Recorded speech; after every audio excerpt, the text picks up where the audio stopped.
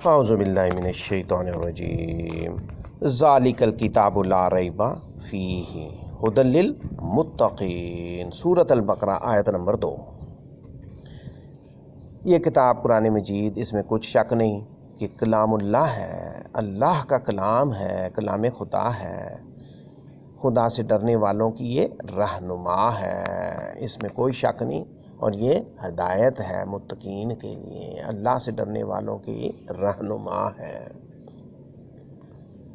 اس کے منزل من اللہ ہونے میں کوئی شبہ نہیں، جیسا کہ دوسرے مقام پر ہے تنزیل الکتاب لا ریب فیہ من رب العالمین، سورۃ السجدہ دوسری آیت میں۔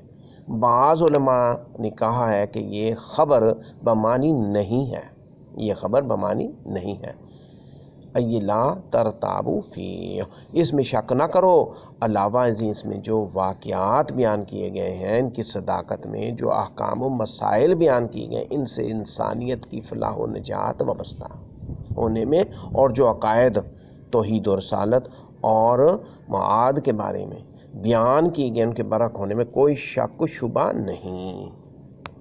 اور دوسری بات کیا ہے؟ ویسے تو یہ کتاب الہی تمام انسانوں کی ہدایت و رہنمائی کے لیے نازل ہوئی ہے، لیکن اس چشمہ فیض سے سراب صرف وہی لوگ ہوں گے جو آب حیات کے متلاشی اور خوف الہی سے سرشار ہوں گے، جن کے دل میں مرنے کے بعد اللہ کی بارگاہ میں کھڑے ہو کر جواب دہی کا احساس اور اس کی فکر ہی نہیں، جن کے اندر ہدایت کی طلب یا گمراہی سے بچنے کا جذبہ ہی نہیں ہوگا، تو انہیں ہدایت کہاں سے ملے گی اور کیوں کر حاصل ہو سکتی؟ تو اس میں یہ بات بیان کی گئی ہے۔ تفسیر ابن کثیر میں تھوڑی سی وضاحت کی گئی ہے۔ تحقیقات کتاب حضرت ابن عباس فرماتے ہیں، یہاں ذالکا معنی میں ھذا کے ہیں، یہاں ذالکا کہا گیا معنی ھذا ہے۔ مجاہد، اکرم السعید، صدی مقابل بن زید بن اسلم اور ابن جریج کا بھی یہی قول ہے۔ یہ دونوں لفظ ایک دوسرے کے قائم مقام ہے، یعنی بعض جگہ ذالکا کہہ دیا جاتا ہے، اس کا قائم مقام کیا ہوتا ہے؟ ھذا ہے جی، ھذا۔ عربی زبان میں اکثر آتے جاتے ایسے رہتا ہے کہ معنی وہ ھذا کا دیا جاتا ہے، یہ کا، اور لکھ دیا جاتا ہے ذالکا، تو ایک دوسرے کے قائم مقام ہے، عربی زبان میں ایسا ہوتا ہے۔ حضرت امام بخاری رحمہ اللہ نے ابو عبیدہ سے بھی یہی نقل کیا، مطلب یہ ہے کہ ذالکا اصل میں ہے تو اس دور کے اشارے کے لیے جس کے معنی ہے وہ، لیکن کبھی نزدیک کے لیے بھی لاتے ہیں، اس وقت اس کے معنی ہوتے ہیں یہ، وہ یعنی یہ، یہاں بھی اس معنی میں ہے۔ اور زمخشری کہتے ہیں اس سے اشارہ الف لام میم کی طرف ہے، جیسے اس آیت میں ہے، آیت قال انہ یقول انہا بقرۃ لا فارض ولا بکر عوان بین ذلک فافعلوا ما تؤمرون، سورۃ البقرہ کی آیت نمبر 68 میں ہے، یعنی نہ تو وہ گائے بڑھیا ہو ہے اور نہ بچہ ہو، بلکہ اس کے درمیانی عمر کی گائے ہو۔ یعنی جب سورۃ البقرہ میں بیان کیا گیا نا، وہ پوچھ رہے کس قسم کی ہم گائے قربان کریں، بقرہ یعنی گائے کو بیان، تو وہاں بیان کیا گیا ہے، کیا فرمایا گیا؟ قال انہ یقول انہا بقرۃ لا فارض ولا بکر عوان بین ذلک، یہاں ذالک فافعلوا ما تؤمرون، یہاں ذالک کا معنی آ گیا، یعنی نہ تو وہ گائے بڑھیا ہے، یعنی بالکل ہی ختم ہوئی ہوئی، اور نہ ہی بچہ ہے، چھوٹی سی گائے ہے، بلکہ اس کے درمیانی عمر کی جوان ہے، فافعلوا ما تؤمرون، یہ یہاں پر بتا دیا گیا۔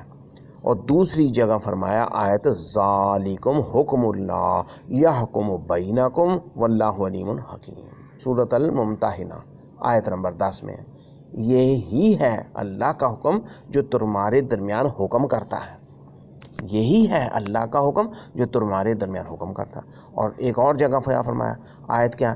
ذالکم حکم اللہ، اللہ کے لیے یہ بیان کیا گیا، یہی ہے اللہ تعالیٰ، اور اس کی مثال اور مواقع پہلے گزر چکے، واللہ عالم۔ بعض مفسرین نے کہا ہے کہ یہ اشارہ قرآن کریم کی طرف ہے، یہ جو ہم پڑھتے ہیں نا ذالکا سورۃ البقرہ کے شروع میں، تو مفسرین نے یہ اشارہ قرآن کریم کی طرف کیا ہے، جس کے اتارنے کا وعدہ رسول اللہ صلی اللہ علیہ وسلم سے ہوا تھا۔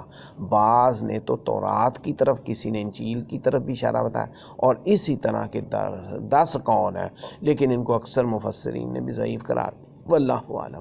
کتاب سے کیا مراد؟ ذالک الکتاب، ذالک الکتاب، کتاب سے کیا مراد ہے؟ قرآن کریم ہے۔ جن لوگوں نے کہا کہ یہ آیت ذالک الکتاب کا اشارہ تورات اور انجیل کی طرف ہے، تو انہوں نے انتہائی بھول بھلائیوں کا راستہ اختیار کیا، بڑی تکلیف اٹھائی اور خواہ مخواہ بلا وجہ وہ بات کہی جس کا انہیں علم نہیں تھا۔ ریب کی معنی کیا ہے؟ ریب کے معنی ہے شک و شبہ۔ حضرت ابن عباس، حضرت ابن مسعود رضی اللہ تعالیٰ عنہ اور کئی اور دیگر صحابہ سے یہی معنی مروی ہے۔ ابو درداء، ابن عباس، مجاہد، سعید بن جبیر، ابو مالک، نافع اور ابن عمر کے جو مولا ہیں، عطا ابو العالیہ، ربیع بن انس، مقاتل بن حیان صدی ہیں، قتادہ اسماعیل بن ابو خالد سے بھی یہی مروی ہے۔ ابی حاتم فرماتے ہیں مفسرین میں اس میں اختلاف نہیں۔ ریب کا معنی کیا؟ ریب کا لفظ عرب شاعروں کی شعروں میں تہمت کے معنوں میں آتا ہے۔ تہمت لگانے کو ریب کہا جاتا تھا۔ عرب کے شعراء، وہ جو قصیدے، وہ شاعری لکھتے تھے شعروں میں، اس کا معنی کیا لیتے؟ تہمت کے معنوں میں بھی آیا، اور حاجت کے معنی میں بھی آیا ریب۔ سورۃ بقرہ کے شروع کے جو الفاظ ہیں ان کے بارے میں تو ریب کس کو کہا گیا یہ بتایا جا رہا ہے، اور حاجت کے معنی میں بھی اس کا استعمال ہوا ہے۔ اس کے جملہ معنی یہ ہوئے کہ اس قرآن کو اللہ کی طرف سے نازل شدہ ہونے میں کچھ شک نہیں، یعنی شروع میں قرآن پاک میں اللہ تعالیٰ نے فرما دیا بھئی اس میں کوئی شک ہی نہیں کہ یہ اللہ رب جل شانہ کی طرف سے نازل شدہ ہے۔ جیسے سورۃ السجدہ میں آیت الف لام میم تنزیل الکتاب لا ریب فیہ من رب العالمین، سورۃ السجدہ، جی پہلی 2 آیات میں یہ اللہ تعالیٰ نے واضح کر دیا، یعنی بے شک یہ قرآن کریم تمام جہانوں کے پالنے والے اللہ کی طرف سے ہے، یعنی اس میں شک نہ کرو۔ بعض قاری لا ریب پر وقف کرتے ہیں، لا ریب پر رک جاتے ہیں، وقف کرتے ہیں۔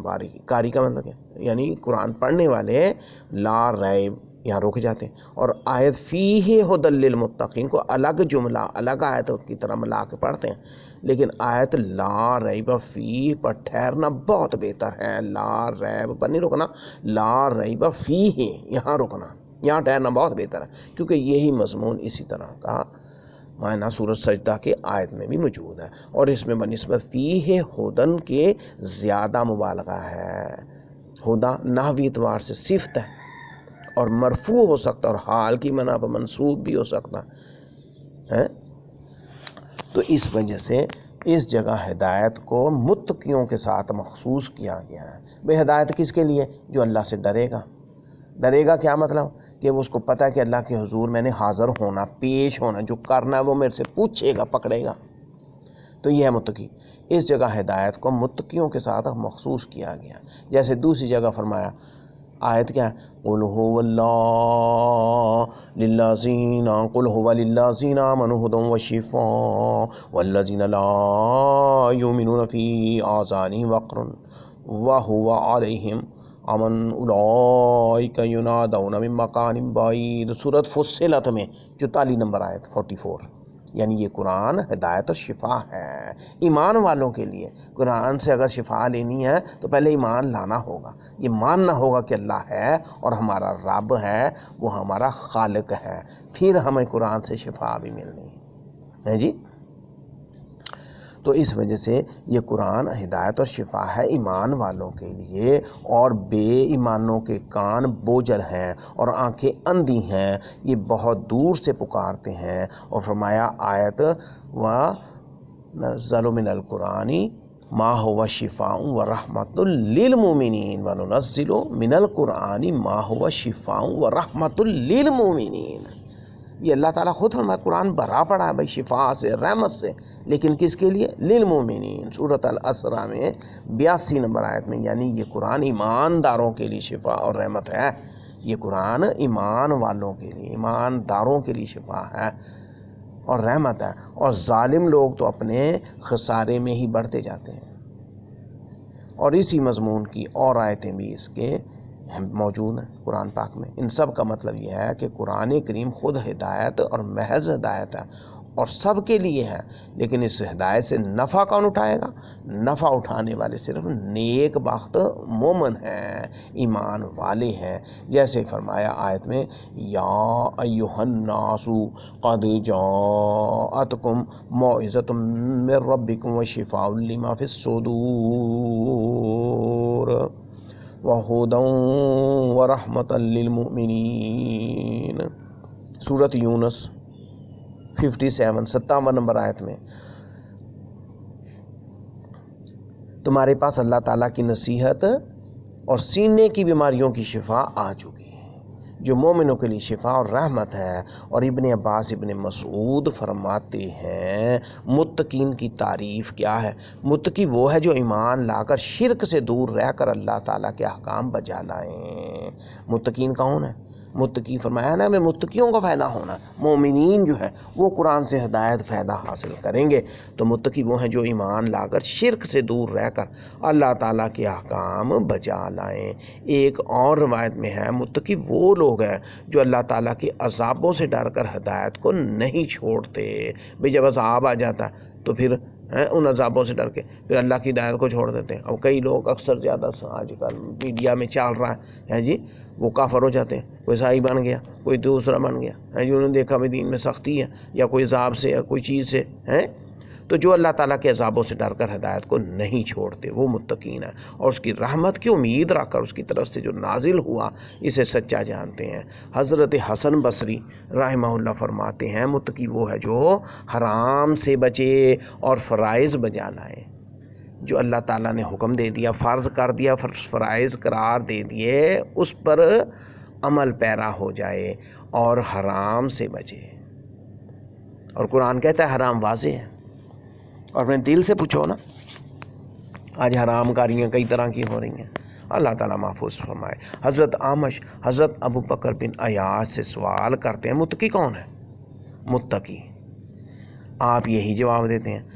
پھر میں نے کہا ذرا حضرت قلبی سے بھی تو دریافت کر لوں۔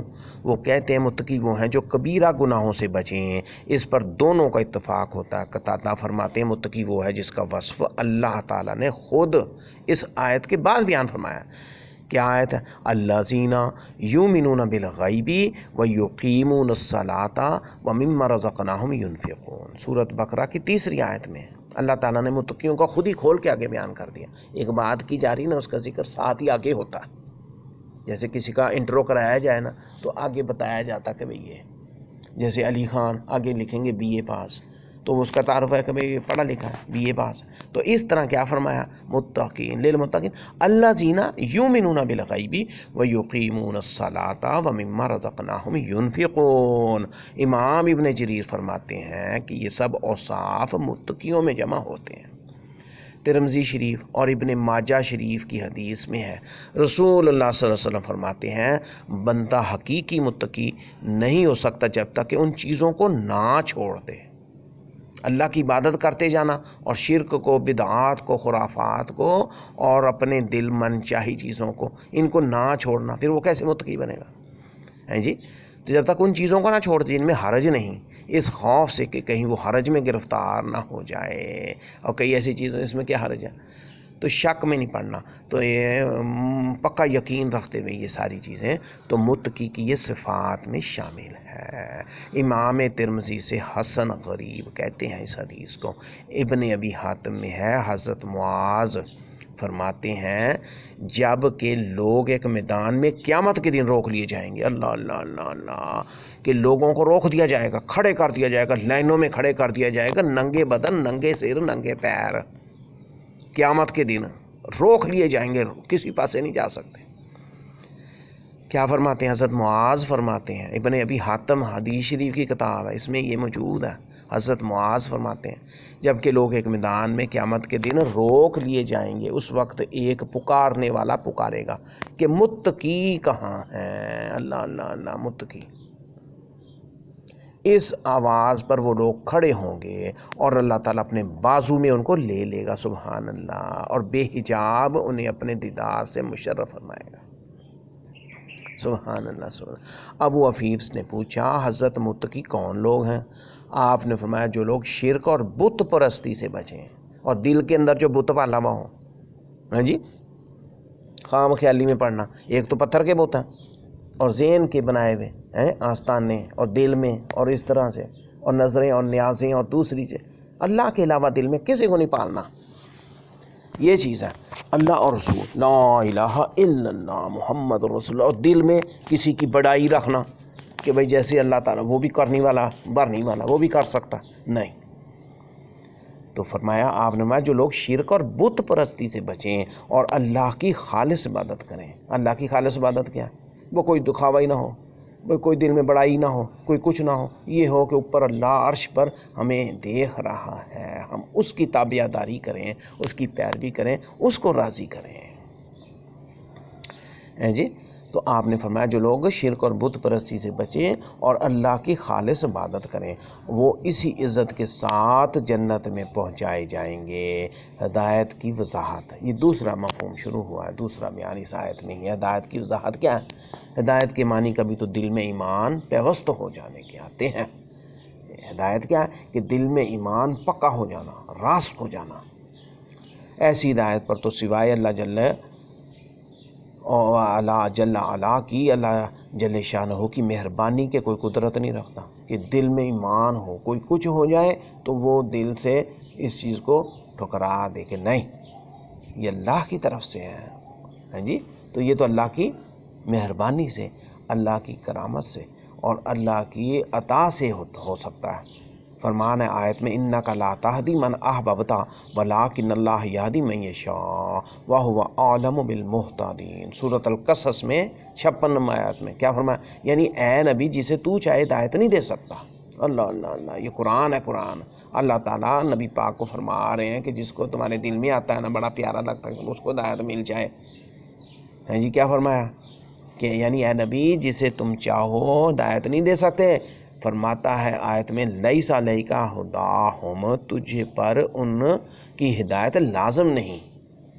فرماتا کیا آیت میں من یضلل اللہ فلا ہادی لہ، سورۃ الاعراف میں 186 آیت میں، جسے اللہ تعالیٰ گمراہ کرے اسے کوئی ہدایت پر لانے والا نہیں، جی۔ اسی طرح کیا فرمایا آیت میں من یہد اللہ فہو المہتدی، سورۃ الاعراف میں 178 آیت میں، یعنی ہدایت کا دینا اور گمراہی سے نکالنا یا گمراہی میں ڈالنا، ہدایت نہ دینا، یہ اللہ کے ہاتھ میں ہے۔ اور اس بارے میں فرما دیا اللہ تعالیٰ نبی پاک صلی اللہ علیہ وسلم کو حقیقی طور پر یہ واضح کر دیا، یعنی جیسے اللہ ہدایت دے، جسے اللہ ہدایت دے وہی ہدایت والا ہے، اور جسے وہ گمراہ کرے تم ہرگز اس کا نہ کوئی ولی، دوست اور مرشد پاؤ گے۔ اس قسم کی اور آیتیں بھی ہیں۔ اور ہدایت کے معنی کیا ہے؟ کبھی حق کے اور حق کو واضح کر دینے کے اور حق پر دلالت کرنے کے اور حق کی طرف راہ دکھانے کے بھی آتے ہیں۔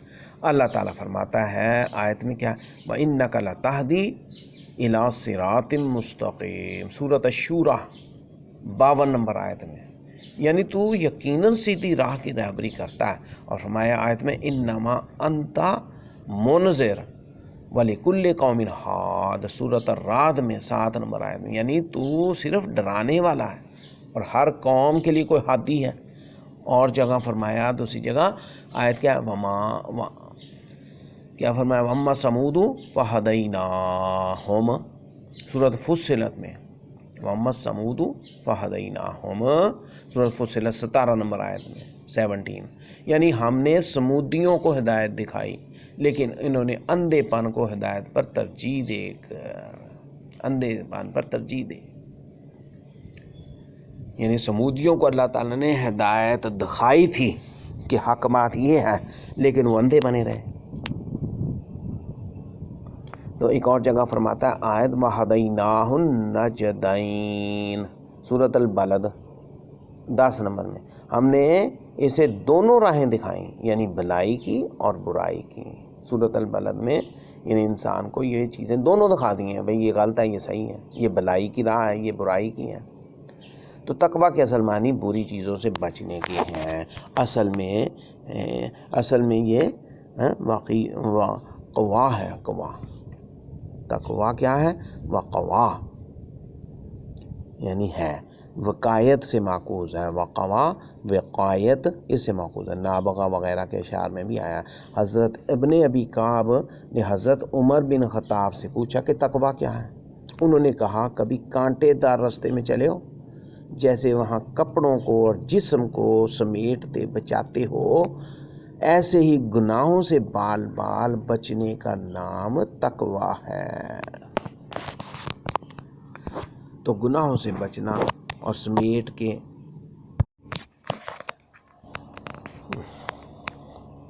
ابن معتز شاعر کا قول ہے، خلط الذنوب صغیرہ و کبیرہ ذاک التقوی وسنا کما شوق عرض الشوق یا حضرت ما یرا لا تخر صغیرہ ان الجبال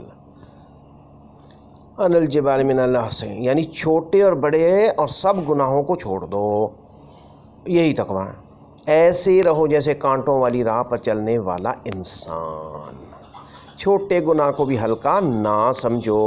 دیکھو پہاڑ کنکریوں سے ہی بن جاتے ہیں، چھوٹی چھوٹی کنکریاں پہاڑوں میں کیا ہوتے ہیں؟ پہاڑوں کے ایٹم ذرات کیا ہیں؟ کنکریاں، چھوٹے چھوٹے۔ تو ابو درداء اپنے شعار میں فرماتے ہیں، سبحان اللہ سبحان اللہ، انسان اپنی تمناؤں کا پورا ہونا چاہتا ہے اور اللہ کے ارادوں پر نگاہ نہیں رکھتا، حالانکہ ہوتا وہی ہے جو اللہ کا ارادہ ہو۔ وہ اپنے دنیوی فائدے اور مال کے پیچھے پڑا ہوا ہے، حالانکہ اس کا بہترین فائدہ اور عمدہ مال اللہ سے تقوی ہے۔ ابن ماجہ کی حدیث میں رسول اللہ صلی اللہ علیہ وسلم فرماتے ہیں، سب سے عمدہ فائدہ جو انسان حاصل کر سکتا ہے، سب سے عمدہ فائدہ جو انسان حاصل کر سکتا ہے وہ اللہ کا ڈر ہے۔ یہ بہت بڑا فائدہ ہے، کیونکہ دوسری حدیث شریف میں فرمایا ہے نا، راس الحکمت مخافت اللہ، تو سب سے عمدہ فائدہ جو انسان حاصل کر سکتا ہے وہ اللہ کا ڈر ہے۔ اس کے بعد نیک بیوی ہے کہ خاوند جب اس کی طرف دیکھے اسے خوش کر دے، جو حکم دے اسے بچا لائے، اور اگر قسم دے دے تو پوری کر دکھائے، اور جب وہ موجود نہ ہو تو اس کے مال کی اور اپنے نفس کی حفاظت کرے۔ اس کے علاوہ اور بھی کچھ تفسیر بیان کی ہے، بیان القرآن میں بھی ہے، ذالک الکتاب لا ریب فیہ، یا یہ وہ کتاب ہے جس میں کوئی شک نہیں۔ آیت کے اس ٹکڑے میں، آیت کے اس حصے میں اس کے دو ترجمے ہو سکتے ہیں۔ پہلے ترجمے کی روح سے یہ ہے وہ کتاب موعود جس کی خبر دی گئی تھی کہ نبی آخر الزماں آئیں گے اور ان کو ہم ایک کتاب دیں گے۔ دیگر پچھلی کتابوں میں یہ موعود تھا اہل کتاب سے، پرانے مسلمان جو تھے نبی پاک صلی اللہ علیہ وسلم کے دور سے پہلے، ان کے ساتھ یہ وعدہ کیا گیا تھا۔ یہ کتابیں موعود ہیں، ان کو خبر دی گئی تھی کہ نبی آخر الزماں آئیں گے اور ان کو ہم ایک کتاب دیں گے۔ یہ گویا حوالہ ہے محمد رسول اللہ کے بارے میں پیشن گوئیوں کی طرف کہ جو تورات میں موجود تھیں۔ آج بھی کتاب مقدس کی کتاب استثناء کے 18ویں باب کی 18ویں آیت کے اندر یہ الفاظ بھی موجود ہیں، میں ان بنی اسرائیل کے لیے ان کے بھائیوں بنی اسرائیل میں سے تیری مانند ایک نبی برپا کروں گا اور اپنا کلام اس کے منہ میں ڈالوں گا، اور جو کچھ میں اسے حکم دوں گا وہی وہ ان سے کہے گا۔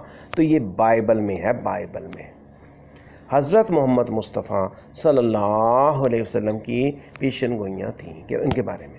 آگے چل کر سورۃ الاعراف میں ہم اسے تفصیل سے پڑھ لیں گے، یعنی ذالک الکتاب لا ریب فیہ، اس بارے میں سورۃ الاعراف میں بھی مفصل طور پر وضاحت کی گئی ہے، وہاں بھی ہم پڑھ لیں گے۔ یہاں اس بات کی طرف اشارہ ہو رہا ہے کہ یہی وہ کتاب موعود ہے، یہ یعنی ذالکہ سے معنی حاضہ کے لیے گئے کہ یہ وہ کتاب ہے، کتاب موعود ہے جو نازل کر دی گئی ہے محمد رسول اللہ پر، اس میں کسی شک و شبہ کی گنجائش نہیں ہے، اس میں ہر شے اپنی جگہ پر یقینی ہے، حتمی ہے، اٹل ہے، اور یہ دنیا کی واحد کتاب ہے جو یہ دعویٰ لے کر اٹھی ہے کہ اس میں کوئی شک و شبہ نہیں. جو کتابیں آسمانی کہلائی جاتی ہیں ان کے اندر بھی یہ دعویٰ کہیں موجود نہیں ہے. یعنی زبور میں، انجیل میں، دیگر کتابوں میں یہ اللہ تعالیٰ کی طرف سے ذکر نہیں تھا کہ بھئی لا ریب فی، کہ اس میں کوئی شک نہیں ہے. تو حتمی بات ان میں نہیں تھی. تو یہ واحد کتاب ہے جو یہ دعویٰ لے کر اٹھی ہے کہ اس میں کوئی شک و شبہ نہیں ہے. جو کتابیں آسمانی کہلائی جاتی ہیں ان کے اندر بھی یہ دعویٰ کہیں موجود نہیں. انسانی کتابوں میں تو اس کا سوال ہی نہیں ہے. علامہ اقبال جیسے نابغہ اثر فلسفی بھی اپنے لیکچر کی تمہید میں لکھتے ہیں کہ میں یہ نہیں کہہ سکتا کہ جو کچھ میں نے کہا ہے وہ بالکل عین 100% صحیح ہے. ہو سکتا ہے جیسے جیسے علم آگے بڑھے مزید نئی باتیں سامنے آئیں، لیکن قرآن کا دعویٰ ہے کہ لا ریب فیہ، اس میں کوئی شک، کسی قسم کا شبہ، اس کی گنجائش نہیں ہے. تو پہلے ترجمے کی روح سے ذالک الکتاب ایک جملہ مکمل ہو گیا اور لا ریب فیہ دوسرا جملہ ہے، جبکہ دوسرے ترجمے کی روح سے ذالک الکتاب لا ریب فیہ، یعنی لا ریب فیہ کو ملا لیا گیا. ذالک الکتاب لا ریب فیہ مکمل جملہ، یعنی یہ وہ کتاب ہے جس میں کسی شک و شبہ کی گنجائش نہیں ہے. ھدی للمتقین، یعنی ان لوگوں کے لیے جو بچنا چاہیں. تقویٰ کا لفظی معنی بچنا ہے. لفظی معنی کیا ہے؟ تقویٰ کا معنی کیا ہے؟ بچنا. وقا، ان لوگوں کے لیے جو بچنا چاہیں. وقا یقی کا مفہوم ہے، کسی کو بچانا. یقی تو وقا یقی، یعنی اس میں پایا جاتا ہے کہ کسی کو بچانا، جبکہ تقویٰ کا معنی ہے خود بچنا. تقویٰ کا معنی کیا ہے؟ خود بچنا، یعنی کج روی سے بچنا، غلط رستے سے بچنا اور افراط و تفریط کے تکوں سے بچنا. افراط و تفریط کے دھکوں سے بچنا، ٹکوسلوں سے. جن لوگوں کے اندر فطرت سلیمہ ہوتی ہے، سلیم فطرت سلیمہ، ان کے اندر یہ اخلاقی حس موجود ہوتی ہے کہ وہ بھلائی کو حاصل کرنا چاہتے ہیں اور ہر بری چیز سے بچنا چاہتے ہیں. یہی لوگ ہیں جو قرآن مجید کے اصل مخاطبین ہیں. اصل مخاطبین گویا جس کے اندر بھی بچنے کی خواہش ہے، اس کے لیے یہ کتاب ہدایت ہے، کتاب ہدایت ہے.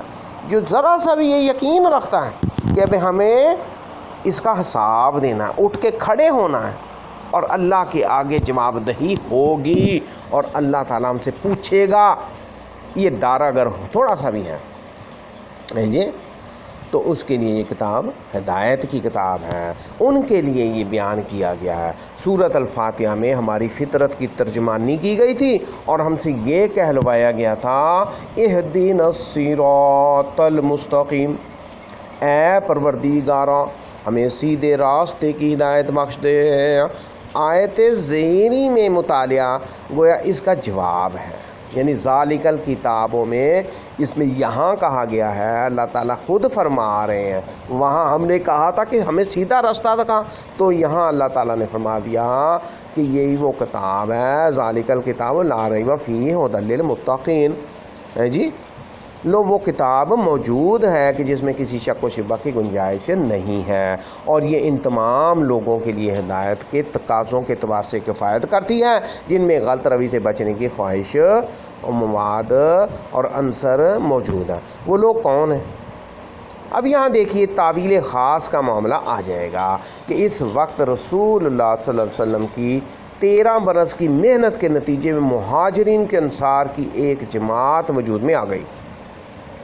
13 سالوں کی محنت کے نتیجے میں، جس میں حضرت ابو بکر، عمر، عثمان، علی، طلحہ، زبیر، سعد بن عبادہ اور سعد بن ابن معاذ جیسے نفوس قدسیہ شامل تھے. تو گویا اشارہ کر کے دکھایا جا رہا ہے کہ دیکھو یہ وہ لوگ ہیں، دیکھ لو ان میں کیا اوصاف ہیں، ان میں کیا اوصاف ہیں. تو آج کے اس لیکچر میں اس بات میں درس میں ذالک الکتاب لا ریب فیہ ھدی للمتقین، اس کی کچھ وضاحت و تفسیر ابن کثیر سے اور بیان القرآن سے و دیگر کتب سے پیش کی گئی ہے۔ سمجھا گیا ہے کہ یہ اللہ کی کتاب ہے، اس میں کوئی شک نہیں ہے، ہدایت ہے ان پرہیزگار لوگوں کے لیے۔ آیت نمبر 2 سورۃ البقرہ، یہ بھی مدنی صورت ہے، سورۃ البقرہ مدنی صورت ہے۔ تو اللہ تعالیٰ سمجھنے کی توفیق عطا فرمائے، اور اس آیت نمبر 2 کو ہم پڑھیں، تلاوت کریں، اس کو یاد کر لیں۔ یہ آیت نمبر 2 ہے جی، ذالک الکتاب لا ریب فیہ ھدی للمتقین، یہ اللہ کی کتاب ہے، اس میں کوئی شک نہیں ہے، شبہ نہیں ہے، ہدایت ہی ہدایت ہے، سراپا ہدایت ہے ان کے لیے جو پرہیزگار لوگ ہیں۔ اللہ تعالیٰ سمجھنے کی توفیق عطا فرمائے اور اس کو پڑھ کر عمل کرنے کی توفیق عطا فرمائے۔ عمل کیا ہے؟ ہم اس میں کوئی شک نہ کریں اور منو عین اس کو تسلیم کر لیں، ایمان لائیں اس پر، اور اس پر جو کہا گیا اس کتاب میں اس کو سچا جانیں۔ آج ہمیں یہ ضرورت ہے کہ ہم کیا کریں، کس کو حقیقی سچا دودھ، خالص دودھ، دیسی گھی، خالص شہد نہیں ملتے، تو اس لیے یہ کتاب خالص موجود رہیں گے، تو ہم نے شک نہیں کرنا۔ تو اس کا میسیج کتاب کا، ذالک الکتاب کا بارے میں یہی اللہ تعالیٰ نے فرمایا، اس میں کوئی تم شک و شبہ نہ کرو، اور جو کریں گے وہ پرہیزگار نہیں ہیں پھر۔ والسلام علیکم ورحمۃ اللہ وبرکاتہ۔